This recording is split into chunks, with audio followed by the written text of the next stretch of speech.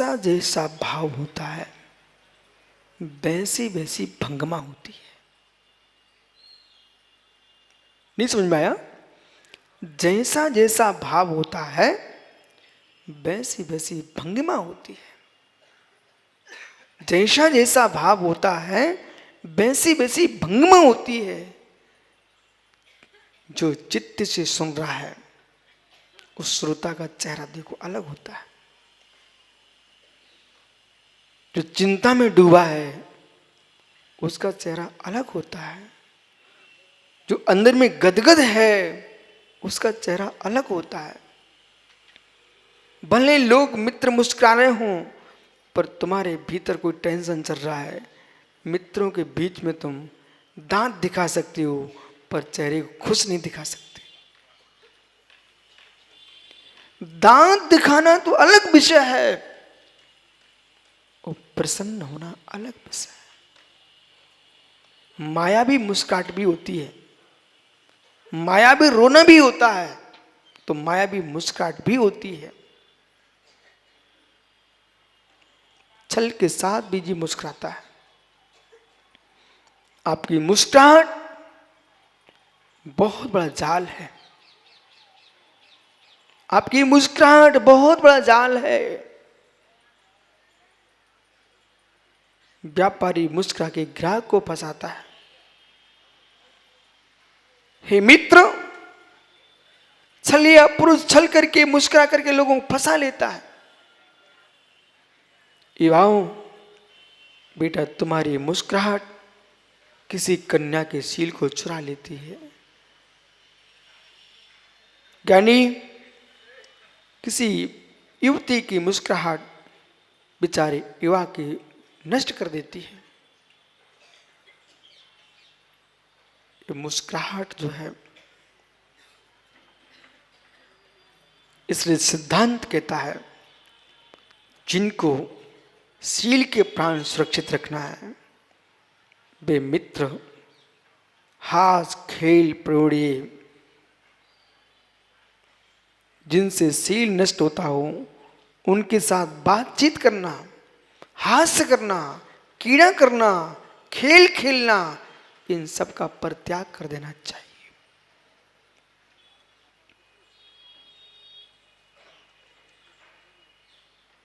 हंसी में बहुत ताकत है।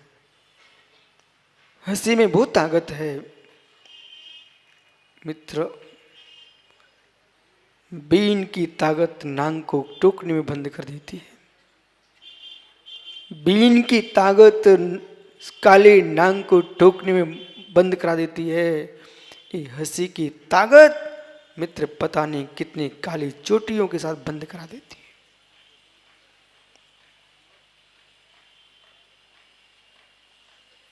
क्या हुआ ज्ञानी?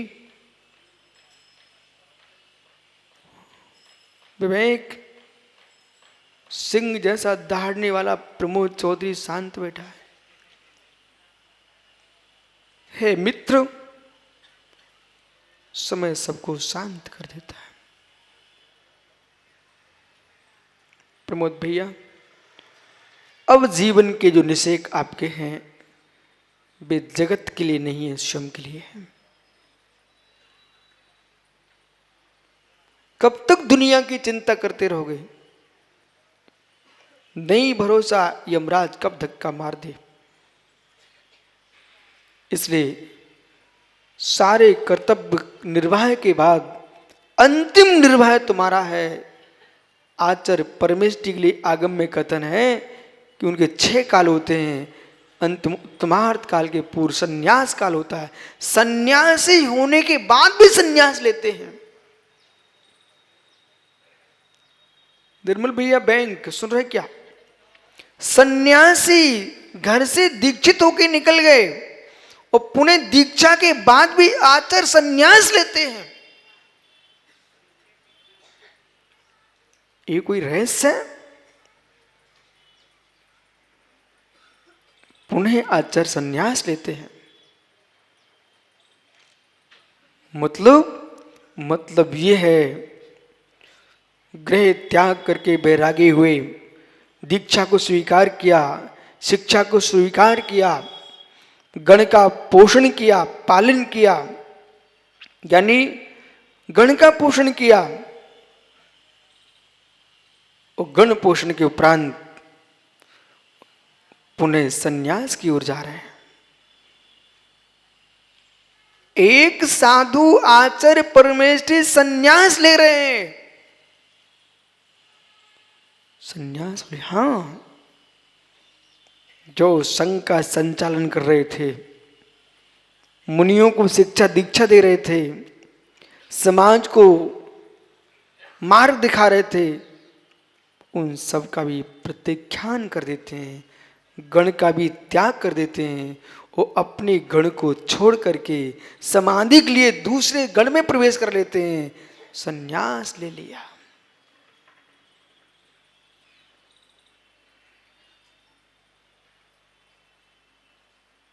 प्राचार्य जी, संन्यास का काल चल रहा है, घर नहीं छोड़ पाओ विकल्प मत करना, पर घर छोड़ देना।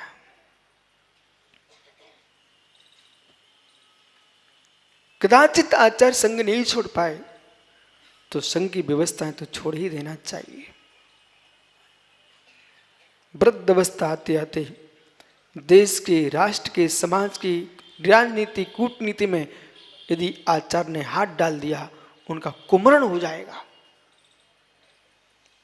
यश, कीर्ति, नाम, प्रतिष्ठा, दुनिया के मठ मंदिरों के विकल्प में, संस्थाओं में यदि जीते जी चला गया आचार्य, उसका कुमरण हो जाएगा।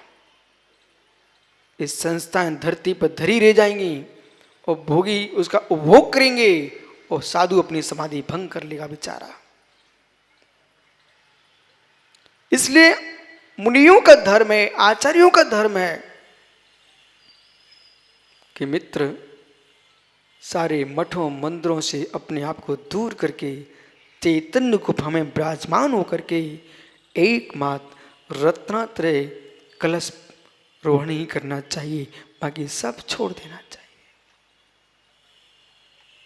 मुनि चिन्मय सागर जी ने मित्र संपूर्ण आहार पानी का त्याग करके कल अंतिम श्वास ली है, सब धरा रह गया।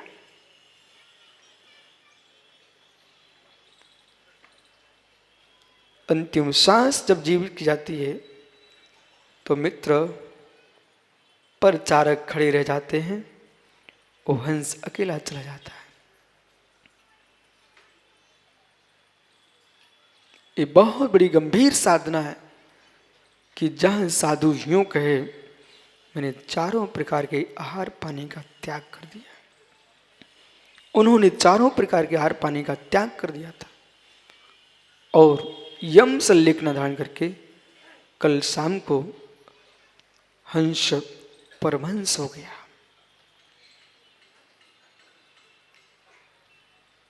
ये दिन सबके आएंगे,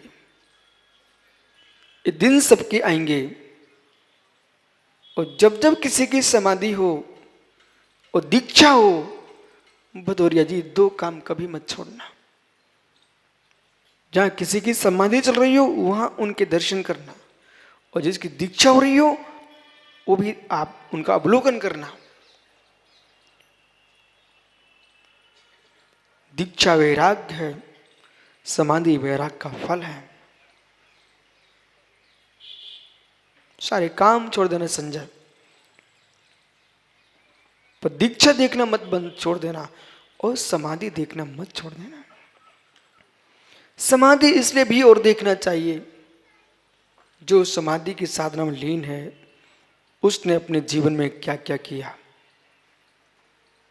जो जो बाहर के काम किए थे वे सब धरे रह जाएंगे, जितना भीतर का था वो ही कल्याण का होगा। चाहे जगत के कल्याण करो, लोक कल्याण करो, अपना कल्याण तो कर नहीं पा रहे हो, लोक कल्याण के पीछे अपनी सामायिक भंग करो। सबसे पहले आदम का दब्बम, जस सकदी परिदम का दब्बम, आदम परिदम्बा परम आदम का दब्यम। ये भगवान की वाणी है, आत्महित करना चाहिए। समर्थ है तो पर का हित भी कर देना चाहिए, लेकिन आत्महित परहित में श्रेष्ठ कर कोई है तो आत्म आदिदम का दब्बा, आत्महित ही श्रेष्ठ है। पर अपने नाम के विकल्पों में देश के, राष्ट्र के, समाज के, संस्थाओं के टुकड़े करने का विचार कभी मन में नहीं लाना चाहिए। घोर हत्या का पाप पड़ेगा, घोर हत्या का पाप। दो भाई प्रेम से रह रहे हैं और राकेश अपनी मान की पुष्टि के लिए आपने एक को तोड़ दिया, भाई भाई के बीच में झगड़ा करा दिया। मित्र कर्म कहेगा तुम्हारी आशा तक कभी नहीं टल पाएगी।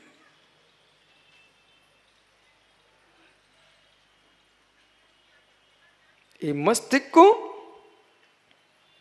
24 घंटे ठंडा रखना पड़ेगा, तभी गहरा विषय समझ में आएगा। बुद्धि विशाल उनकी होती है जिनके वासना की और कामना की आंच नहीं होती है।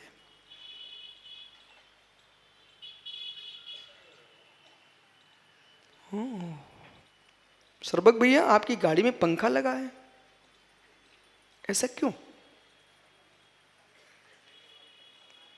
आपकी गाड़ी में पंखा है, ऐसा क्यों है? तने खड़े हो जाओ, ठंडा हो जाएगा इंजन। ये पंडित बिमल कुमार सौर्य जी का बेटा है, समझ गए? सर्वज्ञ, ये जो माइक के यंत्र रखे ना, वो शिवांशु कह रहा था इसमें भी पंखा लगा हुआ है। क्यों भाई? आपकी गाड़ी में पंखा लगा हुआ है, ये जितनी माइक की मशीनें रखी हुई हैं इनमें पंखा लगा है। ये अचेतन द्रव्यों के लिए पंखे की क्या आवश्यकता है? जल्दी बोलो, सर्वज्ञ हो और डॉक्टर हो।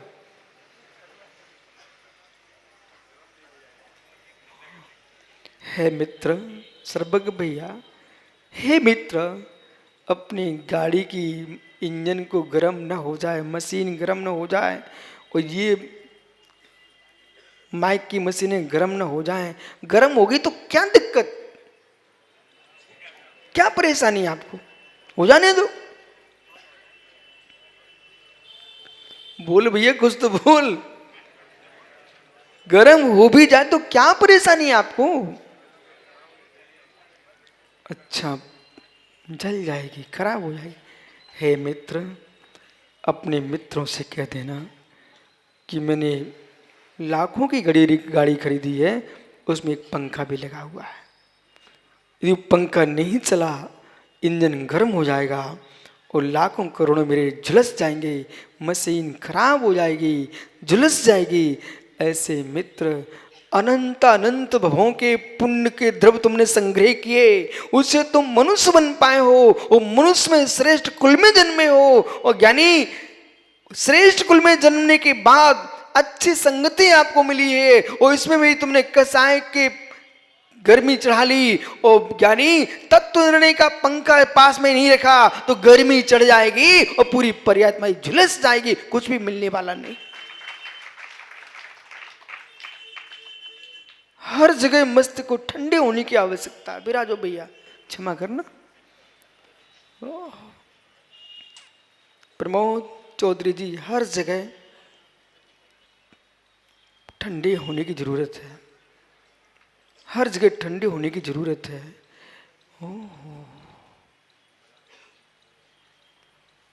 बर्फ की सिल्ली पर भी पंखा चलता है। अरे वाह, मतलब समझो भदौरिया जी, बर्फ की सिल्ली पर भी संजय पाड़े पंखा चलता है। क्या रहस्य है?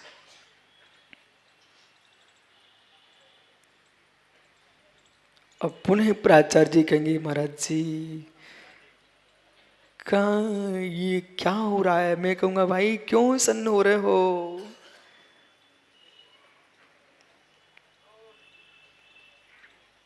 जिनको अंतिम श्वास तक, जैसे कि डॉक्टर सर्वज्ञ भोपाल से यहाँ तक गाड़ी लेके आए, तो यहां तक उनने पंखा चलाया है। राजी बराबर है। प्राचार्य जी, मैं आपको नहीं कह रहा हूं, मैं कहने वाले को कह रहा हूं कि हे ज्ञानी, अंतिम श्वास तक इस प्रज्ञा को ऐसे ही निहारना चाहते हो तो चित्त को 24 घंटे ठंडा रखना पड़ेगा।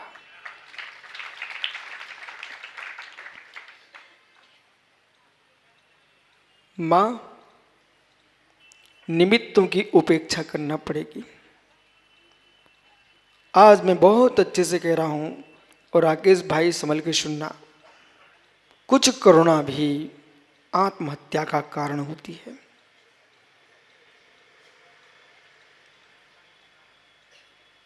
करुणा भी, भाई उठना नहीं, कोई पूरी बात समझना, कुछ करुणा भी।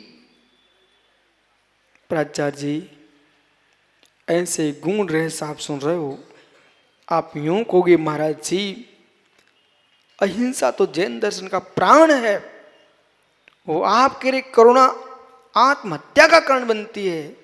हाँ पंडित जी, अहिंसा धर्म को लेके करुणा करना चाहिए, कोरी करुणा करोगे तो अहिंसा हो जाएगी। अब दोनों में अंतर खोजिए आप। शांत करुणा मोह का चिन्ह है।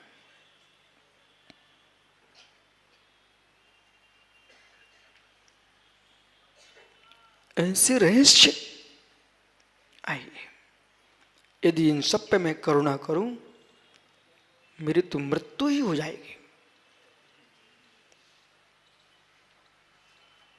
संजय, पूछो लोगों से, हर व्यक्ति जगत में परेशान है पंडित जी। और प्राचार्य जी, आपको विश्वास ना हो मेरी बात पर, आप सुख से चेहरा आपका चमक रहा है, 82 साल पर भी चमक रहा है।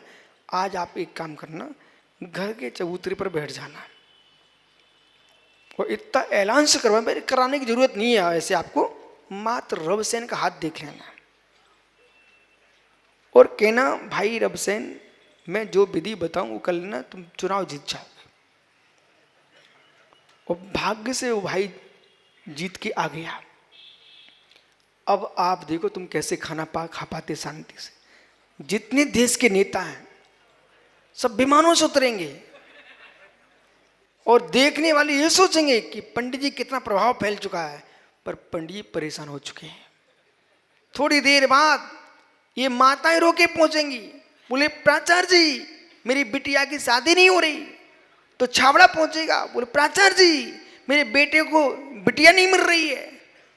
मालूम चला छोटी मोटी ऊसल उखरी मूसल सबकी बातें तुम्हारे घर में शुरू हो जाएंगी। और मालूम चला जो भगवान का भजन करता तो भग गया। और जब तुम खाना खाने बैठोगे तब भी तुम्हारी घंटी बजेगी और आपने कहा भैया रुको, तो लोग ये भी ताने देंगे, बोले अब तो पंडित जी बड़े हो गए ना, सो कौन देखते हमारे लिए। पर ये नहीं देख रहे बेचारे को 2 समय के भोजन शांति से नहीं मिल पा रहा है।